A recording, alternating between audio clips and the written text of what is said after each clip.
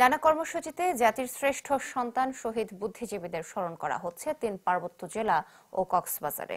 রাঙামাটিতে জেলা প্রশাসনের উদ্যোগে দিবসটি উপলক্ষে আলোচনা সভার আয়োজন করা হয়। সকালে জেলা প্রশাসনের সম্মেলন কক্ষে আয়োজিত আলোচনা সভায় বক্তব্য রাখেন জেলা প্রশাসক Mohammad Habibullah, police super doctor SM. Farhad Hossain এবং civil surgeon doctor Nuyen Khisa. এতে বক্তারা বলেন, বিজয়ের প্রাক্কালে ঘাতকরা দেশের বুদ্ধিজীবীদের হত্যা করে জাতিকে মেধাশূন্য করতে চেয়েছিল। বান্দরবানেও অনুষ্ঠিত হয়েছে আলোচনা সভা। সকালে জেলা প্রশাসকের সম্মেলন কক্ষে অনুষ্ঠিত সভায় বক্তব্য রাখেন জেলা প্রশাসক শাহ মোজাহিদ উদ্দিন, অতিরিক্ত জেলা প্রশাসক উম্মে কুলসুম, অতিরিক্ত পুলিশ সুপার ফরহাদ সিকদার মোহাম্মদ আবু তালেব। ছিলেন বীর মুক্তিযোদ্ধা ক্যাপ্টেন তারু মিয়া, আবুল কাশেম, মোহাম্মদ নজরুল ইসলাম ভূঁইয়া এবং এম.এ. হাকিম চৌধুরী।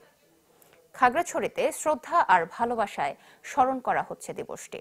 আলোচনা সভার আয়োজন করে জেলা প্রশাসন। জেলা প্রশাসক মোহাম্মদ শাহিদুজ্জামান, পুলিশ সুপার আরিফিন জুয়েল এতে বক্তব্য রাখেন।